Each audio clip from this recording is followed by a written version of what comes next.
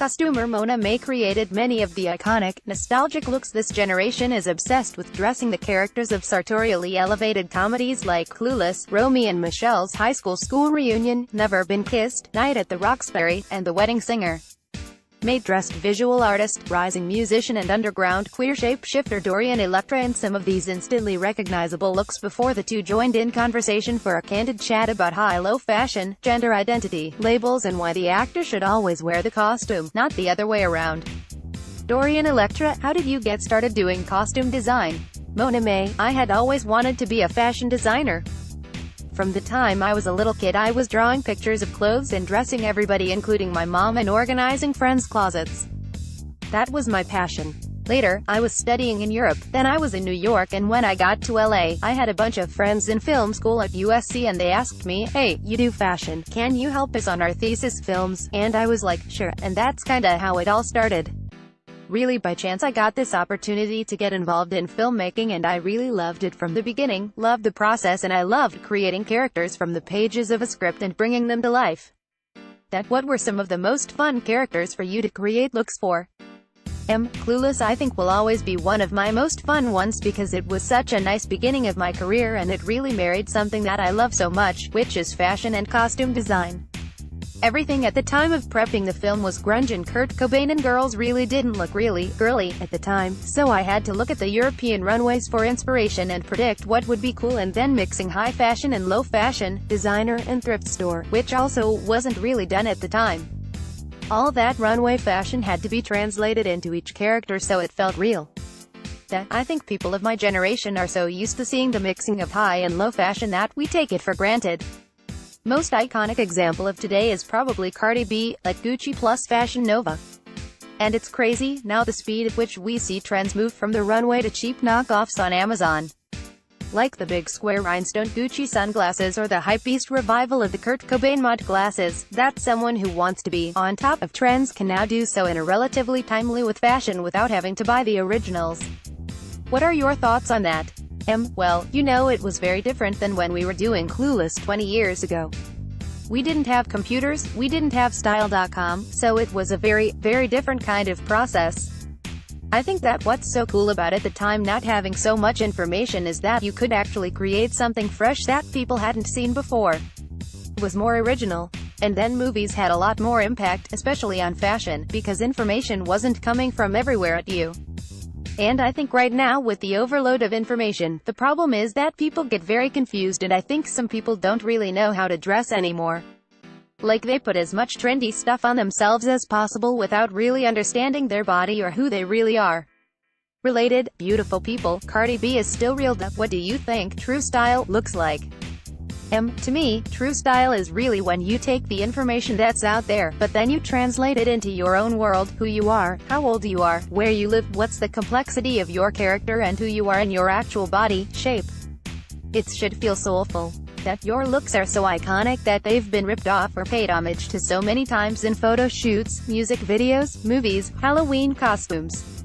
In fact, even for this shoot we ended up ordering the official Clueless Cher Halloween costume from HalloweenCostumes.com, which I thought was really nuts and hilarious, haha. How did you feel about that? Fantastic. I mean, I think it's fantastic. It's a form of flattery. Like when Iggy Azalea and Charlie XCX did their spoof, the Fancy music video. It's great that people continue to feel that these looks are important and they want to express themselves with these characters. I think it's phenomenal. I hope that it continues for another 20 years. Related, most misunderstood, Iggy Azalea's American Dream Day. What was the hardest challenge to overcome in creating these looks?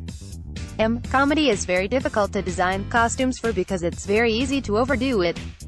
You have comedic actors like Adam Sandler or Will Ferrell or Lisa Kudrow who are very funny already, so the costume really has to be flow with the character, and can't overwhelm them in any way.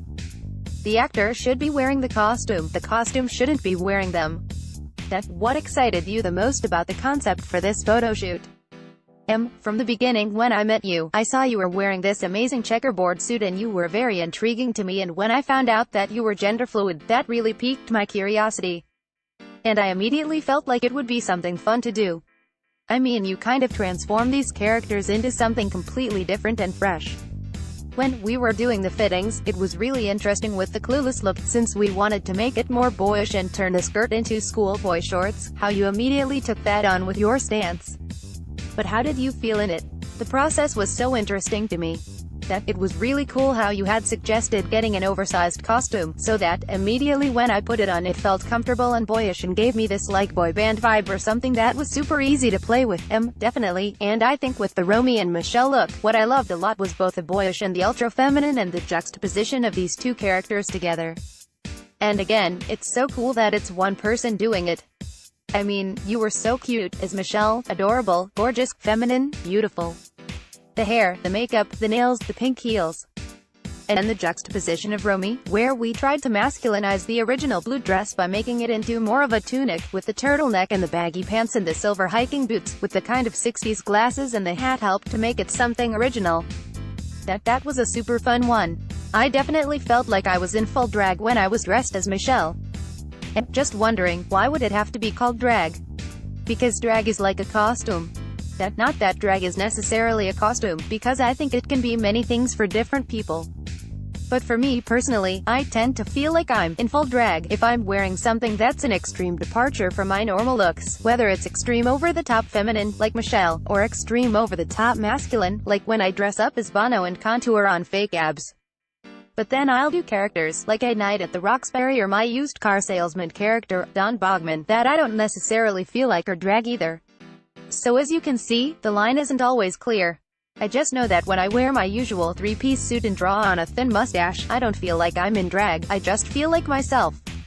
But maybe that's confusing. I definitely have had way more feminine periods of my life in the past, and sometimes it fluctuates for me based on my mood or what the event or day calls. For you, no? When I was a kid, I wasn't into really feminine stuff, but I also wasn't really a tomboy because I wasn't sporty at all and I didn't like the outdoors. I just watched a lot of TV, and I mostly felt pretty gender neutral as a child. But I was really lucky because my parents were very chill and didn't put any pressure on me to be any certain way. Related, Aquaria, the Unreal Housewife of New York. Oh yeah, when I was a kid I hated dresses, I hated pink. I was totally into sports and played soccer, and you know, at the time when I grew up in the 60s, there wasn't really girls' stuff that wasn't pink or purple. I was always like, I don't want to wear that. I find it kind of interesting that now we have so many labels because I think it's so natural to human beings to be kind of floating in a sense, you know. I think being more open is just as important and not being always so labeled. Yeah, totally. I know what you mean about labels. I think a lot of people find labels to be very liberating though, because it allows them to have a name for how they identify, and allows people to be able to understand where they're coming from. I mean, I even resisted the label gender fluid for a while because I was kinda just like, well, I'm just me, you know. But I think that's because I was really lucky to have grown up in an open and supportive environment where I could be free to be myself without having to explain it to anyone, so I never felt like I needed a label. But so many people never had that support and still don't have that privilege. So many people still have to defend and justify who they are every day, even just walking down the sidewalk, and have to defend themselves against, not just emotional, but physical violence because of who they are, especially trans women of color who are statistically the most targeted. And ideally, yeah, it would be awesome to not have to have any labels. But I think in a world that is still so obsessed with a gender binary and the idea of sex and gender being inextricably bound, I think it's important and empowering for someone to be able to say, I'm non-binary. I'm trans, you know, and use a label to actively defy those norms. Absolutely. Hopefully the new kids who are being born now, by the time they grow up, there will be a lot more acceptance in terms of acceptance of masculine, feminine and any way in between, and hopefully the labels won't be as necessary. I think that what you're doing is awesome, and I think what's fun about this photo shoot, again, it's kind of like empowering with creativity, empowering with transformation, empowering who you are, and you know, because these characters are so beloved that we can have fun with it, you know. So the gender fluidity, the is it drag or is it not drag, the masculine, the feminine, is all part of the playfulness of everything that we've done. Working with Sequoia, the photographer, Ally, the makeup artist and hairstylist, and Weston, who assisted on the shoot and who helped direct the character impressions, was so wonderful. How everybody contributed to it. It was like in a really good spirit, and that's what shows in the pictures, that we had a lot of fun. I know I had a blast. It was just a really great experience to collaborate with you.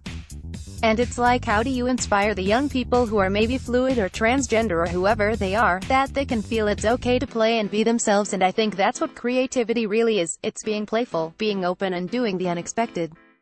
Model, producer, Dorian Electra, photography, Sequoia Emmanuel, styling, Mona May, hair and makeup, Ally McGillicuddy, assistant photo editor, Weston Allen. Special thanks to Emma Tolkien and Liam Moore.